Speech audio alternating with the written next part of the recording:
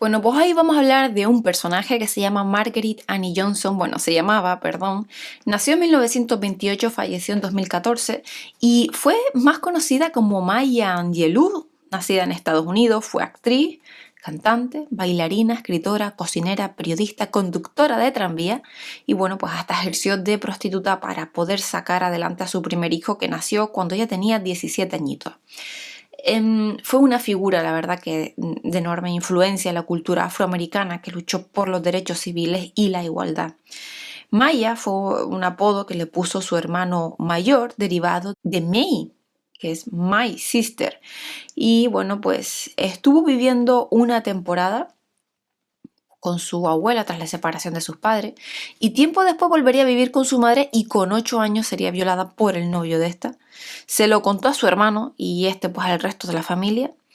El hombre fue declarado culpable, pero solo estaría un día en prisión y 4 días después fue asesinado y Maya se quedó muda durante casi 5 años al creer que su voz lo había matado. Y ella decía que ella había matado a ese hombre porque dijo su nombre y después pensó que no volvería a hablar porque su voz podría matar a cualquiera. Y este periodo de silencio le sirvió para desarrollar una gran pasión por la literatura, una gran sensibilidad pues para observar todo lo que ocurría a su alrededor y posteriormente volvió a vivir otra vez con su abuela y una amiga maestra suya le ayudó a volver a hablar y también gracias a ella conoció autores como Edgar Allan Poe, Charles Dickens, William Shakespeare. Ya en su etapa adulta, a partir de los años 50, desarrolló su carrera en el mundo artístico y participó pues como actriz, como bailarina, directora o productora de una larga lista de musicales, de obras teatrales, películas, programas de televisión. Ya en la década de los 60 desarrolló su talento como escritora, publicó 7 autobiografías, 3 libros de ensayo y varios libros de poesía, los cuales dejaré linkeado en la cajita de la descripción. Su primera autobiografía se llamaba De sé por qué canta el pájaro enjaulado, fue escrita en 1969 y en la que describe pues, el peso de la segregación racial en su infancia y adolescencia. Le valió el reconocimiento internacional al saber transformar sus vivencias en una experiencia colectiva y en una experiencia universal. Y allí, en esa autobiografía, escribe esto. Fue horrible ser negra y no tener el control sobre mi vida.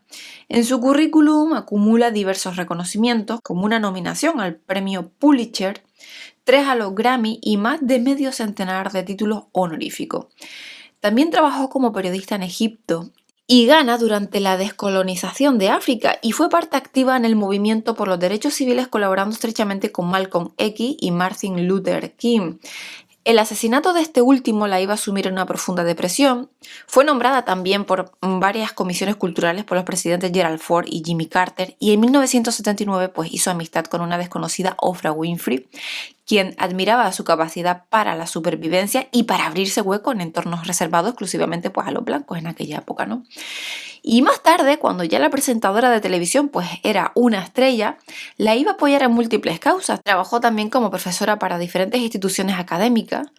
En 1993 incrementó su notoriedad al recitar su poema de En el pulso de la mañana en la toma presidencial de Bill Clinton y también cumplió su sueño de dirigir una película a finales de los 90.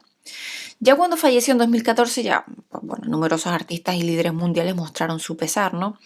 En 2015, el Servicio Postal de Estados Unidos emitió un sello de correos para conmemorarla. Bueno, pues hoy venimos con sus 10 puntos de vista y el primero es que el perdón lo es todo. Cuando pienso en el perdón, lloro de gratitud porque existe. Perdonar es ir al pasado, volver al presente sin rencor ni acaloramiento. Y eso es una gran liberación, porque perdonas más por ti que por la otra persona. O sea, lo haces por tu bienestar espiritual realmente y por tu salud física.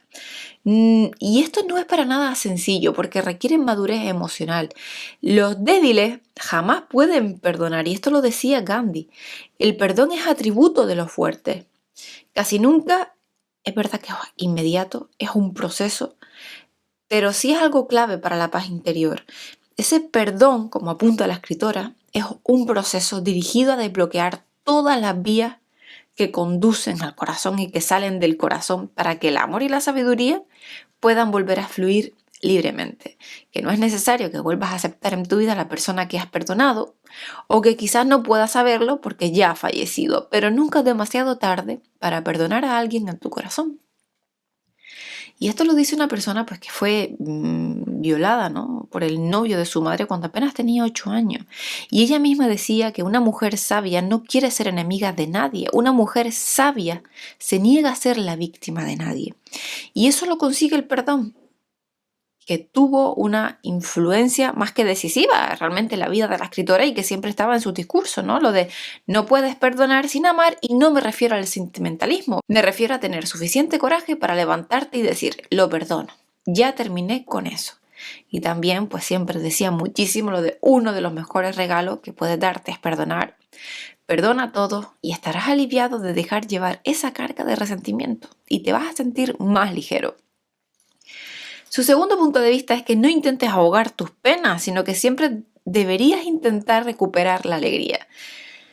Y hay un proverbio holandés que sentencia esto de no puedes impedirse el viento, pero pueden construirse molinos. Y la vida es cierto que puede ser muy dura y a menudo lo es, ¿verdad? O sea, toda biografía está adornada de contratiempos, ya sean enfermedades, de despidos, de rupturas de pareja, accidentes, crisis económicas, fallecimientos de personas queridas, muchísimas cosas más, ¿verdad? Nadie quiere eso en nuestra vida, pero todos esos conocimientos sí son gestionados con perdón, con compasión, con esperanza. Nos pueden hacer más fuerte, más humano, mejor persona. Y además, por ejemplo, Maya, a pesar de ser violada, también tuvo que enfrentarse de joven al brutal racismo imperante en Estados Unidos en aquella época, ¿no? Y viendo como dos de sus mentores, que eran Malcolm X y Martin Luther King, eran asesinados y que el mundo se derrumbaba a sus pies. Y a pesar de todo, como cuenta Batips de Pape, sobre todo cuando fue a visitarla a su casa para rodar el documental del poder del corazón, decía así que la mera presencia de Maya Angelou transmitía vitalidad, energía, carisma. Que si tuviera que describir a Angelou como una palabra basándose en su encuentro, elegiría resiliencia, porque no estaba amargada y que con el paso de los años fue capaz de transformar todos esos hechos en sabiduría. Me dijo que no permitiría que las injusticias de la vida la hicieran adoptar una posición de víctima, que todo ese sufrimiento que experimentó aumentó la resiliencia de su alma. Y dijo que la amargura es como un cáncer que te consume. Bueno, pues exactamente, o sea, no podemos controlar todo lo que nos sucede, pero sí podemos evitar que nos derrote, que nuestra actitud, ya sea con rencor, resignación o con perdón y esperanza, nos va a determinar tu paz interior. Hay que tener suficiente coraje, pues, para confiar en ese amor una vez más, ¿no? Siempre una vez más, como decía ella. Y también, pues, lo de no podemos cambiar el pasado, pero podemos cambiar nuestra actitud hacia él. Y que tenemos que arrancar la culpa y sembrar el perdón, cambiar el odio por el amor, haciendo que el presente sea cómodo y el futuro prometedor. El tercer punto es que dice que sin coraje no podemos practicar ninguna otra virtud con consistencia, que no podemos ser amables, verdaderos, misericordiosos, generosos u honestos. Pues sí, es verdad, o sea, para todo lo importante hace falta coraje, lo hemos dicho muchísimas veces. Es una palabra que es la virtud necesaria en todos los momentos claves de nuestra vida. El psicólogo y psicoterapeuta Rollo May, autor del Hombre en búsqueda de sí mismo, decía que la palabra coraje proviene de la misma raíz que la palabra francesa cœur, que significa corazón. Así como el corazón bombea sangre, pues ya a los brazos, a las piernas, al cerebro y permite que funcionen todos los órganos físicos, del mismo modo que el coraje hace posible todas las virtudes psicológicas. Ser valiente es siempre la respuesta. Se necesita coraje para decir te quiero a la persona que amas. Se necesita coraje para aceptar el perdón cuando te han dañado. Se necesita coraje para pedir perdón cuando te has equivocado. Se necesita coraje para seguir tus sueños. Se sigue necesitando coraje para pedir ayuda a pesar del riesgo de ser rechazado. Se necesita coraje para llorar cuando uno está hundido. Se necesita coraje para soñar en grande. Sin coraje, la vida no tiene sentido. Una actitud de miedo es la peor esclavitud, como apuntaba, por ejemplo, Graham Greene. La vida Vivir la vida sin confianza es imposible. Es como estar aprisionado en la peor de todas las celdas tú mismo. El cuarto punto es que dice que he aprendido que puedes saber mucho de una persona por la manera en la que se comporta en estas tres situaciones. Un día lluvioso, cuando pierde el equipaje y cuando las luces de Navidad se enredan. Y una frase elegante para advertirnos de la importancia de la inteligencia emocional en nuestra vida es que todas las emociones surgen por alguna razón y nos dan información. La diferencia estriba en cómo gestionamos esas emociones y según lo hagamos, ya sea con inteligencia o negligencia, los resultados serán unos u otros. Por ejemplo, Frederick Dodson, autor de Niveles de Energía, lo expresa con bastante claridad, ¿no? Dice así que una emoción no causa dolor. La resistencia o supresión de una emoción causa dolor. Pues mira, la inteligencia emocional no es otra cosa que la capacidad de identificar, de regular, gestionar nuestras emociones. Influye en todos los ámbitos de la vida: reuniones, negociaciones, inversiones, relaciones de pareja, amistades o conflictos, pues, por ejemplo, ¿no? La persona con escasa inteligencia emocional deja que las emociones rijan su vida, se ve arrastrada por ellas, pierde el control.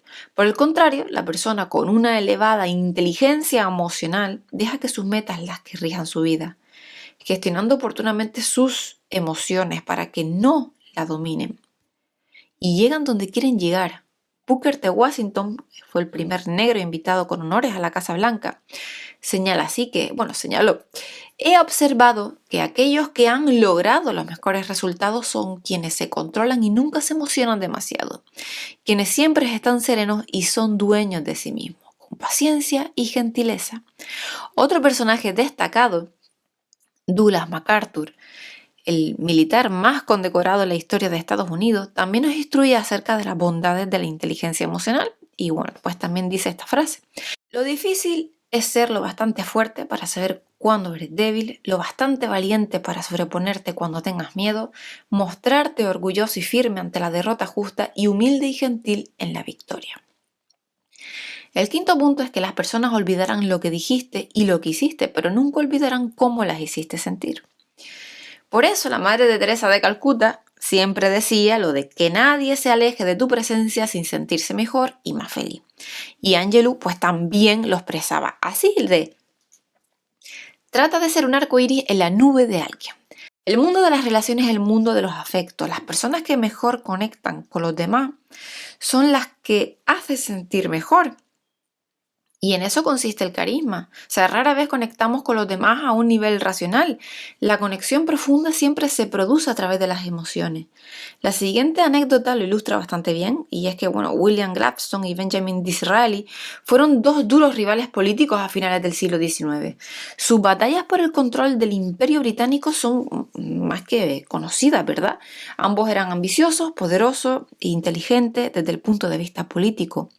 Pero lo que los diferenciaba como líderes era su forma de aproximarse a la gente. Y esta diferencia queda patente tras el relato de una joven mujer que cenó con ambos en noches consecutivas, y cuando fue preguntada acerca de la impresión que obtuvo de ellos, dijo: mira, cuando dejé el comedor tras haber estado con el señor Gladstone, pensé que era el hombre más inteligente y astuto de Inglaterra. Ahora bien, tras haber cenado con el señor Disraeli, pensé que yo era la mujer más inteligente de Inglaterra. El sexto punto es que la sabiduría verdadera es percibir algo más que información. Y Maya Angelou dice que sé que con el oído podemos escuchar los pájaros, el sonido de las hojas de los árboles, la corriente de un río y del flujo y reflujo del mar. Sin embargo, solo podemos escuchar de verdad con el corazón. Y existe un lenguaje poco común que pasa desapercibido pues para la mayoría de nosotros, y es que es el de ver y escuchar lo que no se ve ni se oye. Y ese lenguaje del corazón, que no es otro que el lenguaje de la intuición. Ya decía Facundo Cabral que el corazón sabe porque siente y porque ama. Y el problema es que vivimos en un mundo, pues como hemos dicho muchas veces en este canal, no es excesivamente cuantitativo, racional, lineal, cartesiano. Y eso hace que pasemos por alto muchísimos detalles, muchísimas señales que nos pueden jugar a nuestro favor o no. Y esos detalles y también esas señales pues están al alcance de todo, pero es que la verdad que solo muy pocas personas pueden llegar a captarlo y beneficiarse de ello. ¿Y quiénes son esas personas? Bueno, pues son aquellos que están dispuestos a sentir más y pensar menos. La intuición, que es esa voz que no tiene voz, pero que te habla a su manera, pues es el poder de obtener respuestas por canales diferentes a los tradicionales, como son la lógica y el razonamiento. O sea, la intuición no nos explica el camino, nos la está señalando. Y las mentes más lúcidas hacen caso a su intuición porque saben que es el canal de comunicación con la conciencia universal. O sea, tu intuición es la amiga más honesta que jamás tendrá. Y esto lo dice la escritora Doe Santamata. Opinión que también, por ejemplo, es compartida por Paulo Coelho, ¿no? Que dice que la intuición es una súbita inmersión del alma en la corriente universal de la vida. Bueno, pues a menudo esa conexión con la conciencia universal se logra a través del silencio. Por ejemplo, Carlos Castaneda, en su obra Cumbre, que son las enseñanzas de Don Juan, habla del silencio interno, que es el conocimiento silencioso. Y allí escribe lo de Don Juan definió el silencio interno como un estado peculiar de ser en que los pensamientos se cancelan y uno puede funcionar a un nivel distinto al de la conciencia cotidiana. Hizo hincapié en que el silencio interno consistía en suspender el diálogo interno, el compañero perenne del pensamiento. Y debido a eso, pues era un estado de profunda quietud. Los antiguos chamanes, dijo Don Juan, le llamaron silencio interno porque es un estado en el cual la percepción no depende de los sentidos. Lo que funciona durante el silencio interno es otra facultad que posee el hombre, una facultad que hace de él un ser mágico. Y bueno, pues Castaneda sigue relatando su experiencia como que el resultado deseado es lo que los antiguos chamanes llamaban detener el mundo, que el momento en que todo lo que nos rodea cesa de ser lo que siempre ha sido, que es el momento en que los chamanes regresan a la verdadera naturaleza del hombre. Y así seguía Don Juan, ¿no? Que los antiguos chamanes también le llamaban libertad total, que es el momento en que el hombre esclavo se convierte en el hombre, el ser libre, el hombre de ser, de hacer proezas de percepción que son un desafío a nuestra imaginación lineal. El séptimo punto es que creo que el corazón es lo único en lo que podemos confiar. Confiar en el corazón significa darnos cuenta de que existe una sabiduría que muchas veces escapa al intelecto. El corazón tiene razones que la razón no entiende, esto lo afirmaba Pascal, y solo con el corazón se puede ver bien. Lo esencial es invisible para los ojos y esto pues obviamente nos recuerda, se nos recuerda en El Principito, ¿no? El famosísimo libro de Antoine de Saint-Exupéry. También, por ejemplo, la novelista italiana Susana Tamaro, En donde el corazón te lleve, que escribe lo de cuando ante ti se abran muchos caminos y no sepas cuál recorrer, no te metas en uno cualquiera al azar. Siéntate y aguarda. Respira con la confiada profundidad con que respiraste el día en que viniste al mundo, sin permitir que nada te distraiga. Aguarda y aguarda más aún. Quédate quieta, en silencio, escucha tu corazón. Y cuando te hable, levántate y ve donde él te lleve. Por ejemplo, también Popol Vuh, el libro sagrado de los mayas, nos revela lo siguiente, de que cuando tengas que elegir entre dos caminos, pregúntate cuál de ellos tiene corazón. Quien elige el camino del corazón no se equivoca nunca. El poeta uruguayo Mario Benedetti nos despierta del letargo con su verbo fácil. Todos necesitamos alguna vez un cómplice, alguien que nos ayude a usar el corazón. Nuevamente, por ejemplo, Carlos Castaneda nos desvela una conversación íntima acerca de este tema de Don Juan, ¿no? El indio yaqui del desierto de Sonora. De todas las sendas son iguales, no conducen a ninguna parte. En mi propia vida puedo afirmar que he recorrido senderos largos, muy largos, pero no he llegado a ninguna parte. ¿Tiene corazón este sendero? Si lo tiene, el sendero será bueno. Si no, no sirve. Ambos senderos conducen a ninguna parte, pero uno tiene corazón y el otro no. Uno significará un viaje alegre mientras lo recorra. Serás parte de él y el otro puede arruinar tu vida. Uno te hará fuerte y el otro te debilitará. El problema es que nadie se hace esta pregunta y cuando un hombre termina por comprender que ha seguido un sendero sin corazón, ya está por matarlo. El octavo punto es que he aprendido que cada vez que decido algo con el corazón abierto, generalmente tomo la decisión correcta. Bueno, pues la intención que hay detrás de nuestros pensamientos, palabras o acciones es energía y nos condiciona a todo lo que recibimos. O sea, tu intención es aquello en lo que pones tu atención. La energía de tu intención influye en las consecuencias de tus acciones. O sea, toda acción que es esa energía va a generar una reacción, que es la consecuencia. Y nuestra vida fluye en la misma frecuencia en la que nosotros vibramos. O sea, es el karma, algo así como una especie de espíritu de justicia o equilibrio, ¿no? Muchas cosas escapan de nuestro control porque la verdad es que no somos plenamente conscientes de la intención subyacente a esas acciones. Por eso es muy importante que seamos conscientes de la energía que creamos. Porque o vas a actuar desde el bien, desde ese amor y la confianza, o vas a actuar desde el mal, ¿no? Desde ese miedo y con desconfianza. En el primer caso, que es cuando haces las cosas pues, con humildad, con confianza, con amor, tú te entregas. Las cosas van a fluir bien.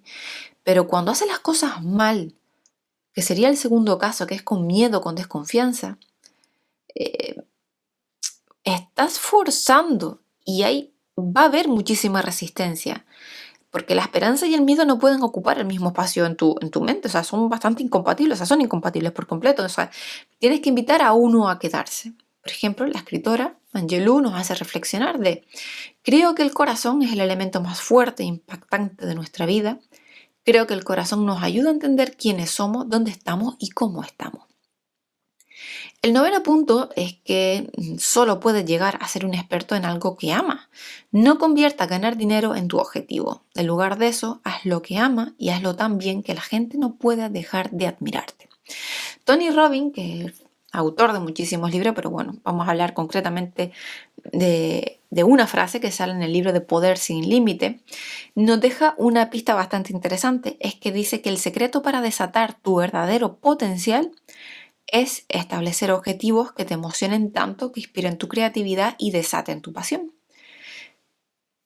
Y bueno, pues el dinero realmente, a pesar de que es importante, pero es un subproducto.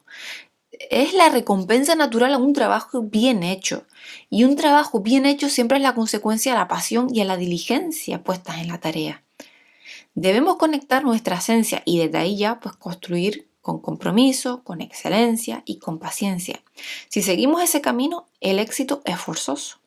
Por el contrario, ya no actuar así y traicionarnos pues produce los efectos contrarios, porque sin pasión por lo que se hace es bastante complicado llegar, sino que tampoco parece que merezca la pena llegar. O sea, no hay mayor agonía, como señala Angelou, que llevar una historia no contada dentro de ti. Porque cuando sientes algo pero haces otra cosa, como que la frustración es bastante inevitable. O sea, todos tenemos dentro de nosotros una historia pues que va a merecer la pena ser contada, pero que debemos ser honestos con nosotros mismos y valientes para que pueda ver la luz. El 10º episodio es que dice que nos deleitamos en la belleza de la mariposa, pero rara vez admitimos los cambios que ha experimentado pues, para lograr esa belleza. Y esto sucede en todos los ámbitos de la vida, que las personas solo ven los resultados que otros han logrado, pero que pocas veces reparan en todo lo que hay detrás para conquistarlo. Ni siquiera se lo imaginan, o sea, es que tienden a restarles importancia. Cualquier proceso de transformación, como el del gusano a las mariposas o el del carbón al diamante, duele, lleva tiempo.